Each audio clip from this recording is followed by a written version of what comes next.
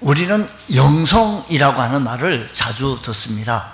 영성이라고 하는 이 말의 의미는 하나님과 나와의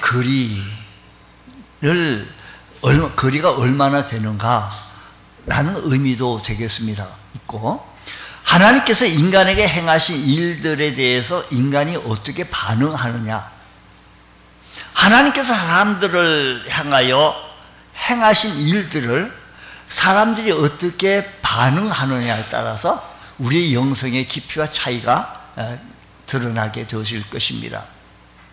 그중 하나님과의 관계가 우리 일상생활에서 어떻게 나타나느냐, 우리 매일의 삶 속에서 하나님과 나와의 관계가 어떻게 구체적으로 나타나느냐 라고 하는 이 부분에서 가장 중요한 핵심적인 부분이 물질이기도 합니다.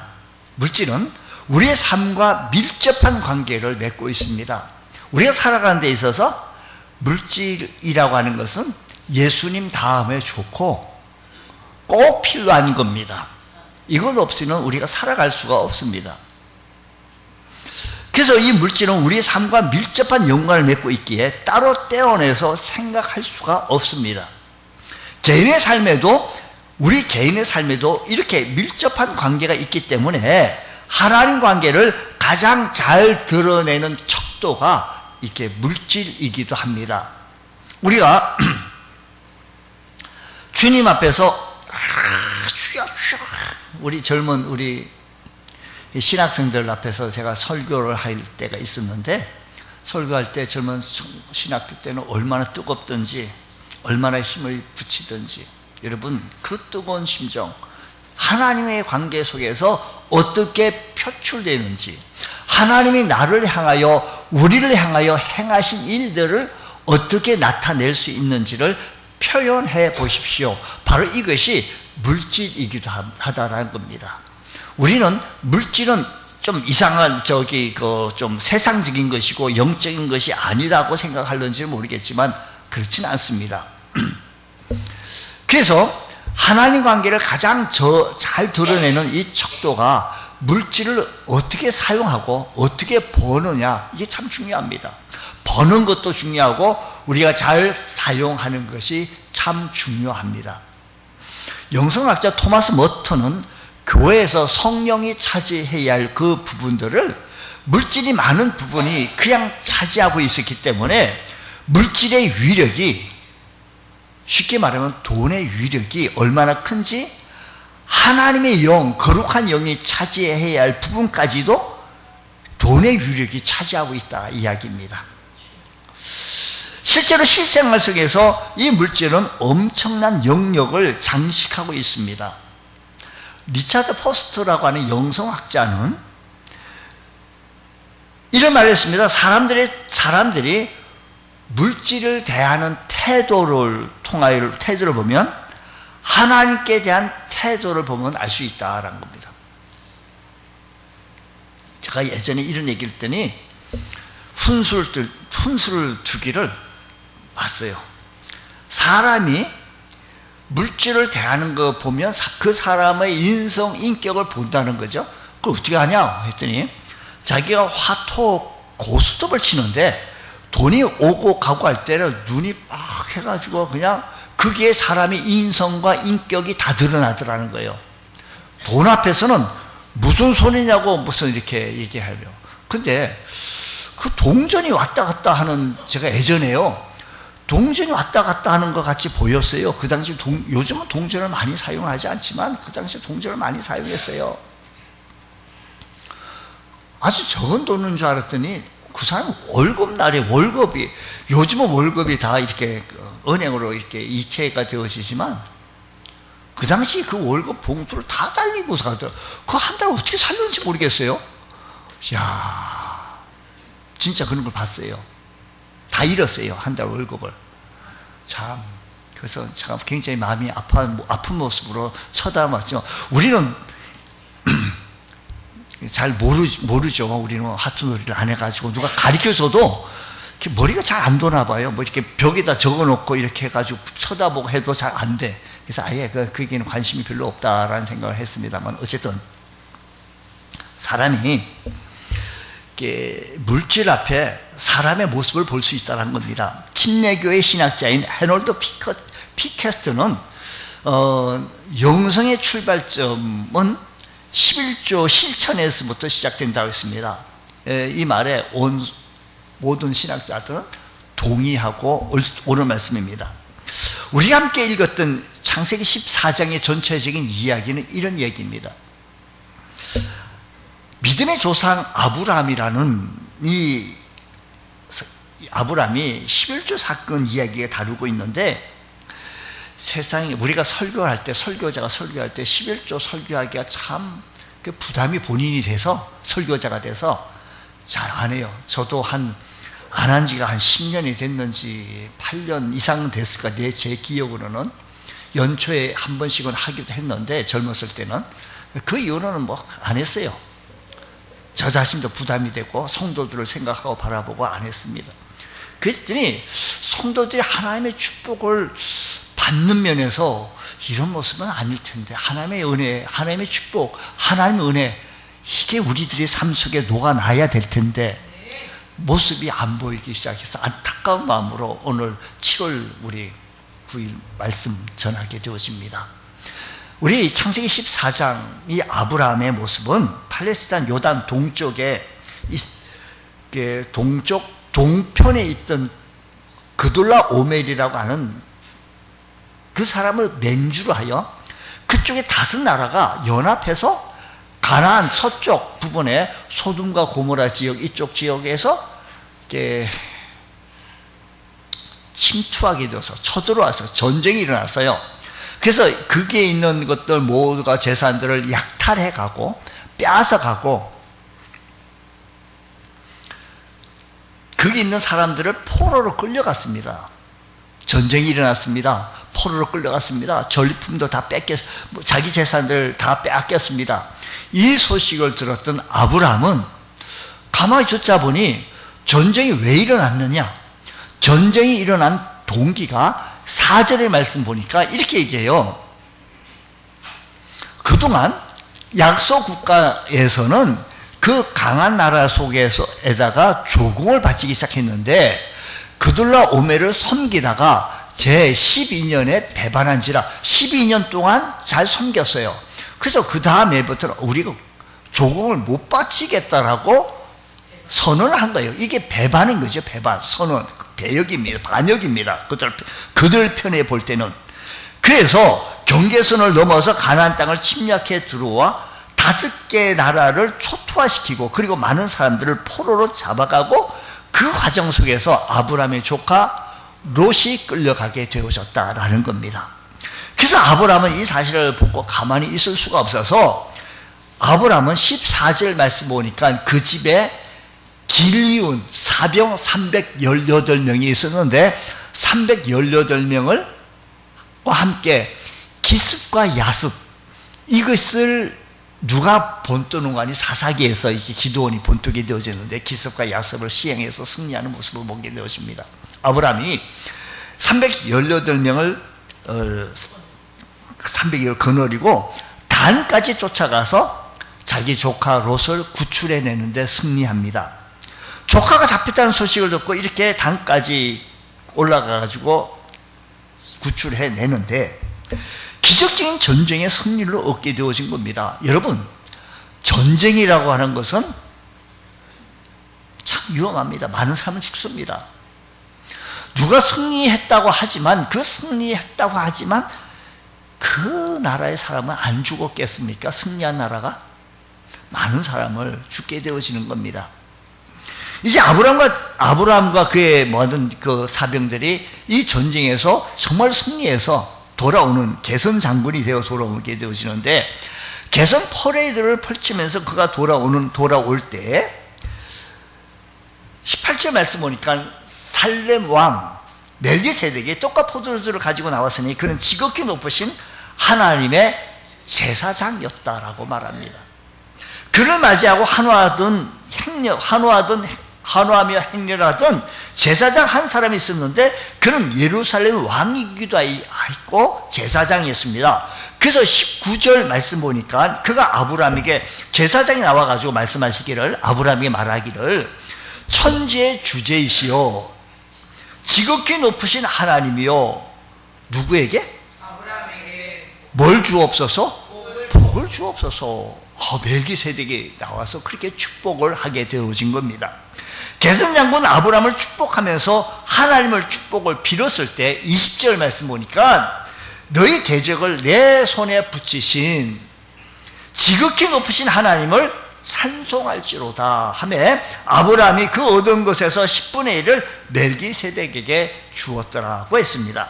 이것이 성경의 최초의 11조 사건이기에 오늘 우리들이 이 11조를 행하고 있고 이렇게 유래되어지고 있습니다. 여기서 우리는 11조의 용성이 무엇인지를 발견하게 되어지는데, 이 사건 이래서 하나님 백성들이 저와 여러분들이 여전히 11조를 시행하고 있습니다. 그러면 왜 우리는 11조를 하고 있습니까?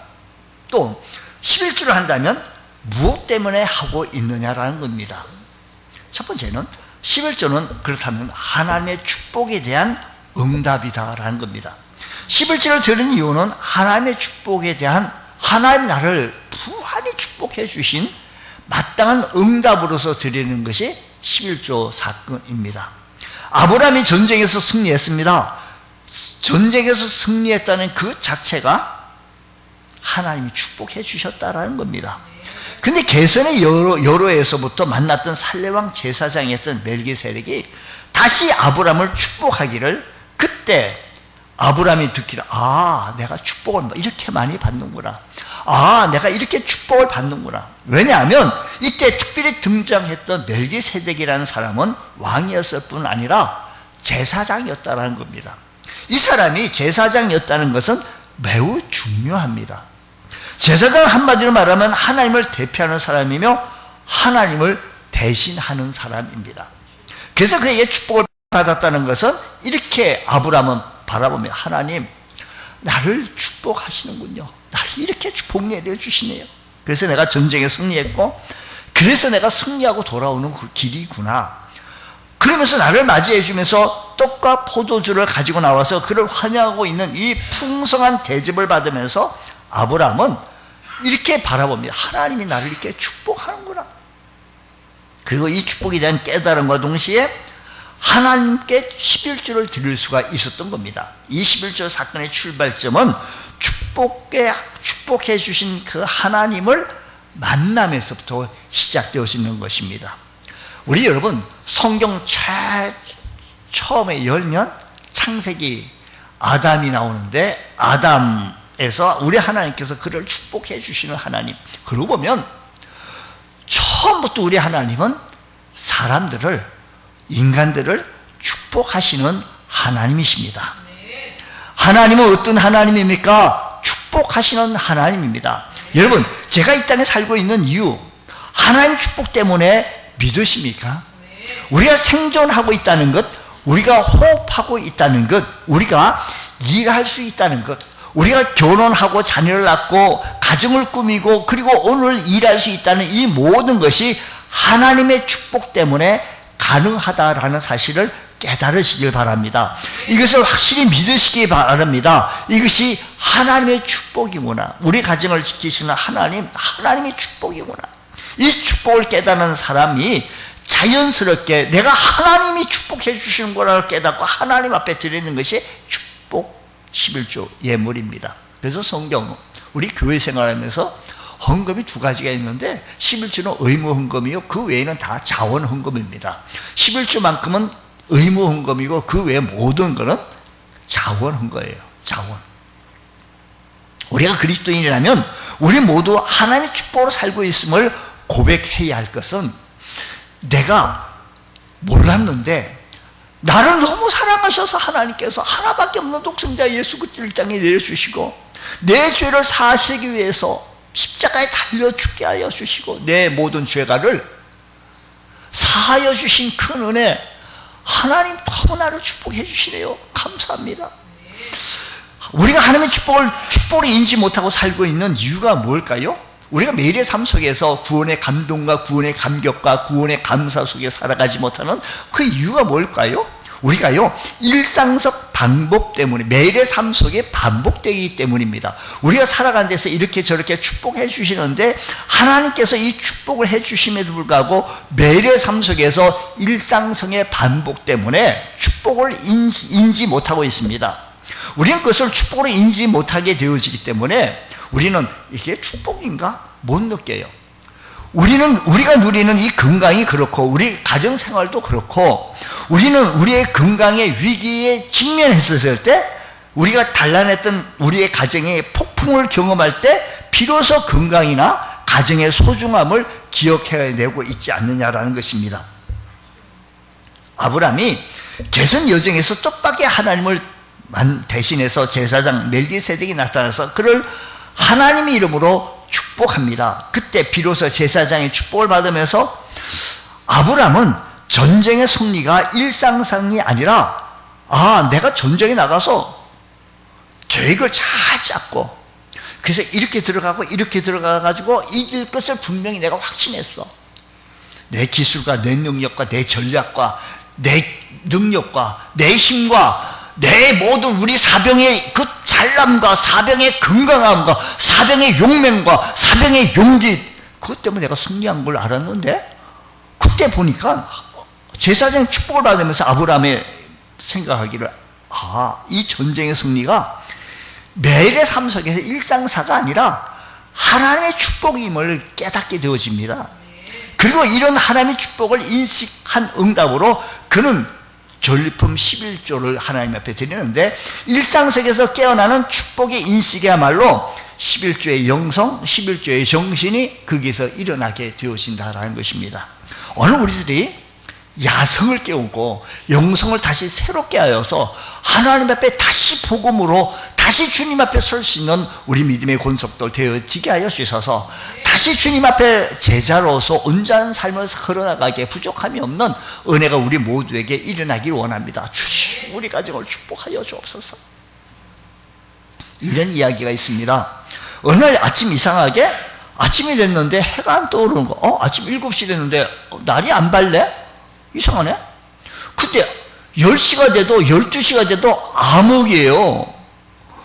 그래서 여전히 암흑에게 새도 울지 않냐고 이따금씩 부흥이 막 이렇게 우는 거예요.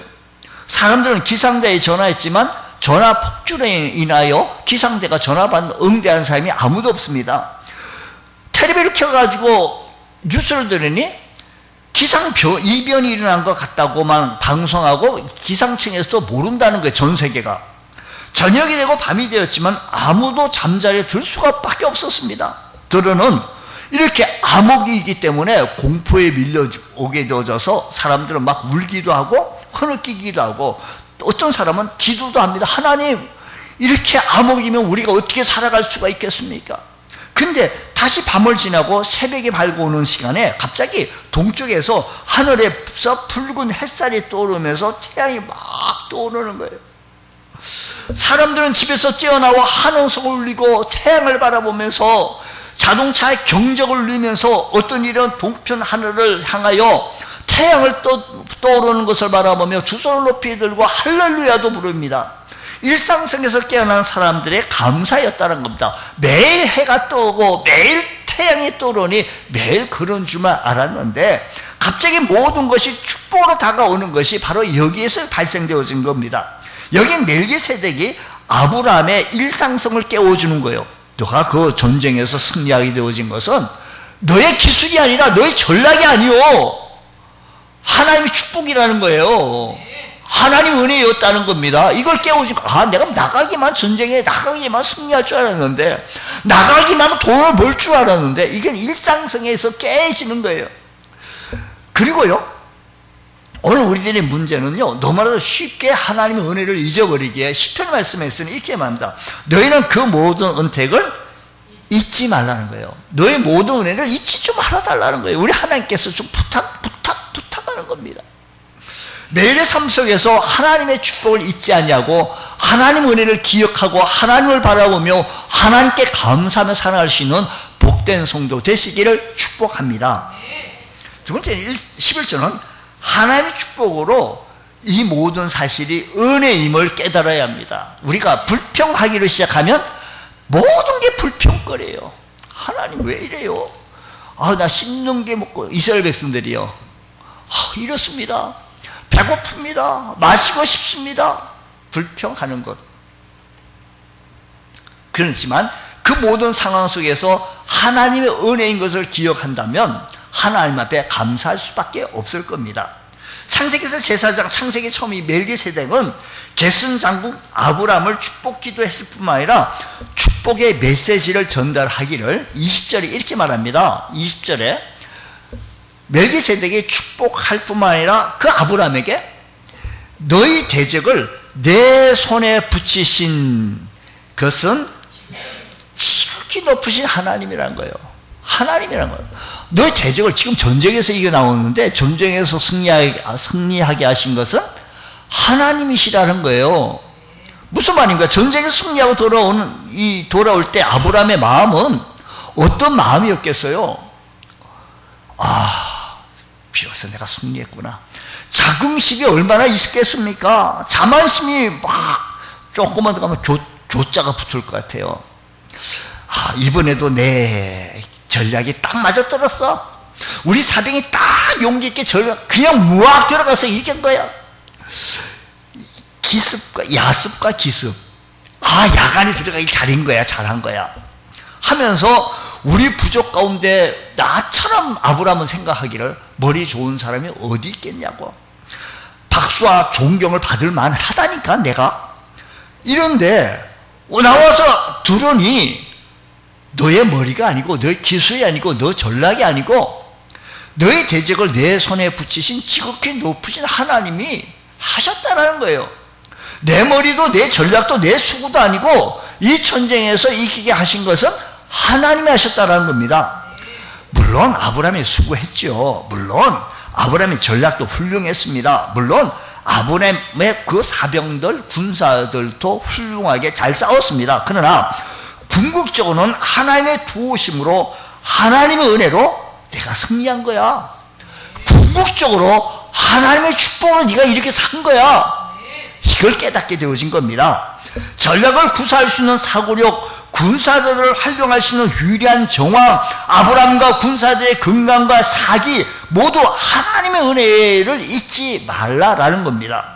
이 깨달음부터 아브라함은 비로소 11조 사건을 기억하는 겁니다. 하나님의 축복으로 은혜 입었음을 깨우쳤기 때문에 바로 이것이 11조 정신, 11조 영성이 나오게 되어진 겁니다. 하나님을 바라보고 하나님을 기억하기 때문에. 우리가 일상 신앙생활을 하면서 11조와 헌금을 드리기가 참 힘듭니다. 왜 그럴까요? 이 돈이 어떻게 번 돈인데, 내가 얼마나 애타고 시간 바치고 노력하고 머리 쓰고 땀 흘려 번 돈인데, 좀 더 한번 생각해 보십시오. 누가 주신 생각으로 그 돈벌이 아이들을 했으며, 누가 주신 건강으로 이렇게 뛰고 저렇게 뛰어서 오늘 이렇게 일할 수가 있게 했습니까? 좀 더 생각해 보면 하나님께서 우리에게 지혜 주시고 우리 하나님께서 건강 주시고 하나님의 여건이 아니었나라는 겁니다. 우리는 참 강한 것 같지만 연약합니다. 정말로 능력 많은 것 같지만 부족합니다. 좀 더 생각해 보면 나의 삶 전적으로 하나님께 빚지고 있다는 사실인 겁니다. 나의 성공의 원인, 나의 성취의 원인이 누구 때문입니까? 하나님 때문입니다. 그것을 기억하자마자 아브라함은 하나님께 11조를 드릴 수가 있었습니다. 우리 모두는 하나님의 축복을 입은 자입니다. 하나님의 은혜를 입은 자입니다. 구원받은 하나님의 백성으로 눈동자같이 지키시는 하나님의 은혜를 입은 자인 것입니다. 최소한 우리 하나님께서 이 시간, 이 상황 속에 내가 버틸 수 있는 것 자체가 하나님께서 은혜를 주셨기 때문이라는 겁니다. 이 은혜의 자각이 우리 하나님 앞에 11조를 드릴 수 있는 은혜입니다. 11조는 하나님의 축복으로 은혜 입음에 대한 우리의 응답입니다. 아브라함의 11조 정신은 우리의 성공의 원인이 하나님이라는 것을 고백하는 것입니다. 단순히 돈을 드리는 게 아닙니다. 세금을 내는 게 아닙니다. 신학적으로 말하면 11조는 신앙 고백과 같다라는 겁니다. 내 대적을 붙이신 지극히 높으신 하나님, 아브라함은 지금 전쟁에 승리하고 돌아오는 길에 너의 승리의 원인은 너가 아니야. 하나님이 너를 도와주신 거야. 하나님이 하신 거야. 하나님이라는 것을 고백할 때, 아, 하나님이시구나, 바로 깨닫고 나아가기를 주의 이름으로 축복합니다. 우리 11조 사건은 하나님만 섬기는 고백이기도 합니다. 사실 우리가 이 세상 살아갈 때 10개도 부족합니다. 100개도 부족합니다. 그 중에서 1개를 빼고 그 중에서 10개를 빼서 하나님 앞에 드리면 9개 가지고 90개 가지고 살아가기는 너무 부족한 세상입니다.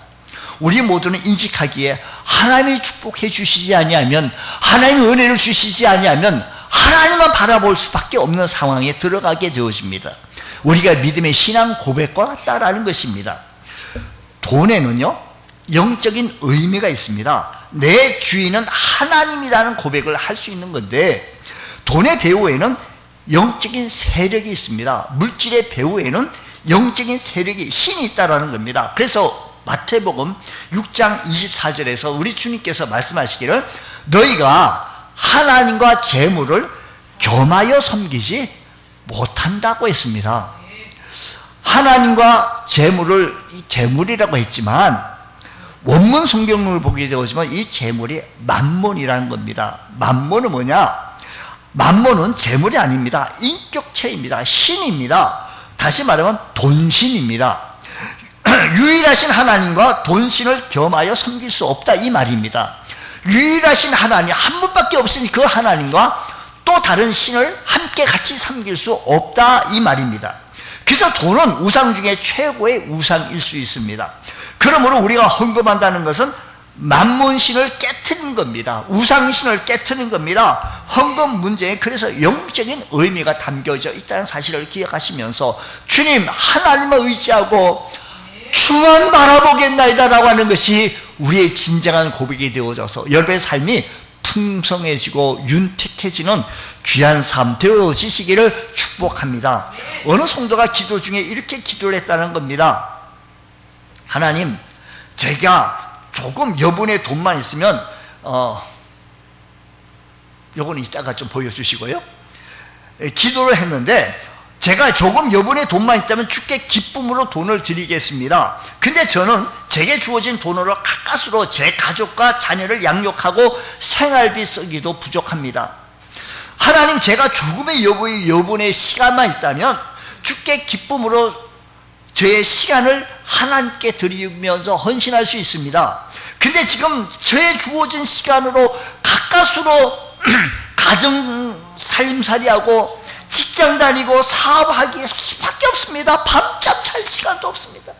하나님, 제가 조금이라도 재능만 있다면 나의 재능을 기쁨으로 하나님 앞에 드리는데 하나님도 하시는 것처럼 노래도 못하죠. 건강도 약하죠. 없습니다. 주님이 이 성도들의 기도의 길을 들으시고 그를 불쌍히 여겨주셔서 응답해 주시기를 넉넉한 돈과 넉넉한 시간과 풍성한 재능을 허락해 주셨습니다. 그리고 주님은 그가 주께 드리기를 기다렸더니 그 성도는 아무런 반응을 보이지 않았습니다. 할 수 없이 하나님은 다시 그에게 주신 돈과 주신 시간과 주신 재능을 가져가셨습니다. 그러자 그는 즉각적으로 다시 기도를 시작하는데, 하나님, 제게 다시 한번 조금이라도 여분의 돈만 주어진다면 주께 기쁨으로 하나님 앞에 드릴 것입니다. 근데 지금은 이 물질을 가지고는 저희 가족과 자녀를 양육해 나가기가 생활비조차도 어렵습니다.